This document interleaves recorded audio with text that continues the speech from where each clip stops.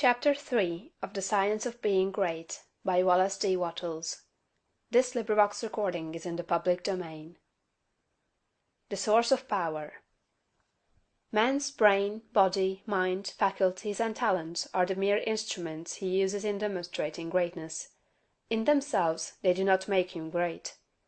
A man may have a large brain and a good mind, strong faculties and brilliant talents, yet he is not a great man unless he uses all these in a great way.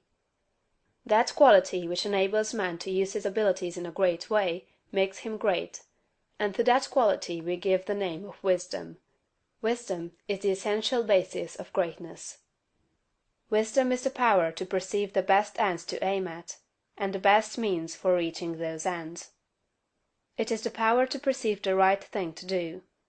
The man who is wise enough to know the right thing to do, who is good enough to wish to do only the right thing, and who is able and strong enough to do the right thing, is a truly great man.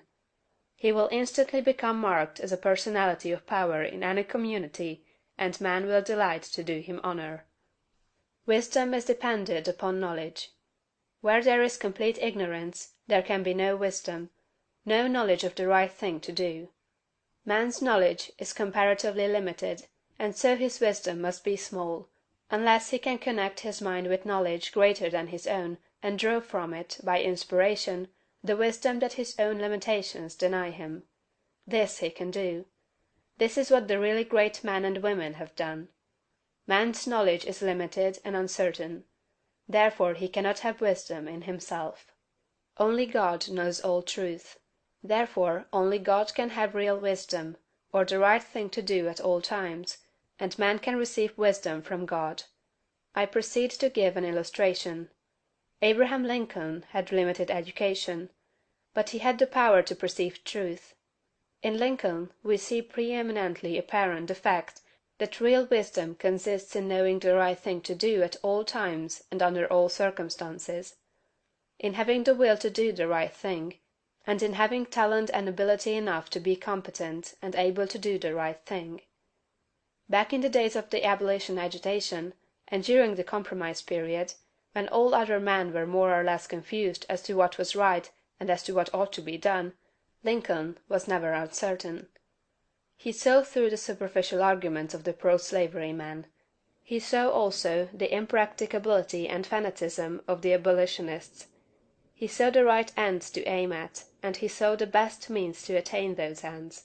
It was because men recognized that he perceived truth and knew the right thing to do, that they made him president.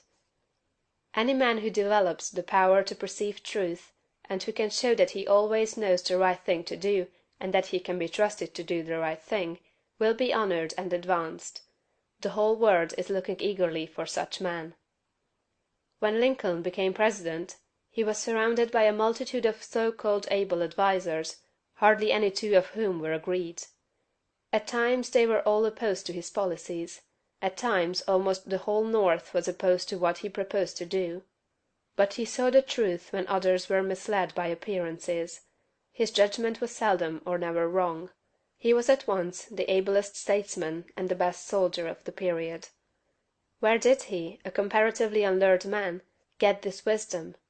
It was not due to some peculiar formation of his skull, or to some fineness of texture of his brain. It was not due to some physical characteristics. It was not even a quality of mind, due to superior reasoning power.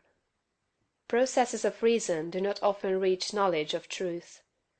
It was due to a spiritual insight. He perceived truth, but where did he perceive it, and whence did the perception come? We see something similar in Washington, whose faith and courage, due to his perception of truth, held the colonies together during the long and often apparently hopeless struggle of the Revolution.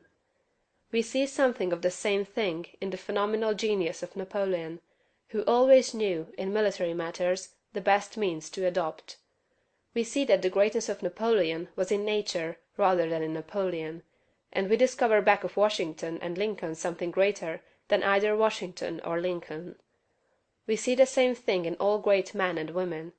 They perceive truth, but truth cannot be perceived until it exists, and there can be no truth until there is a mind to perceive it.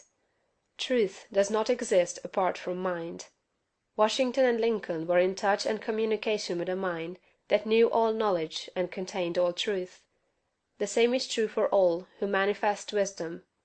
Wisdom is obtained by reading the mind of God. CHAPTER 4.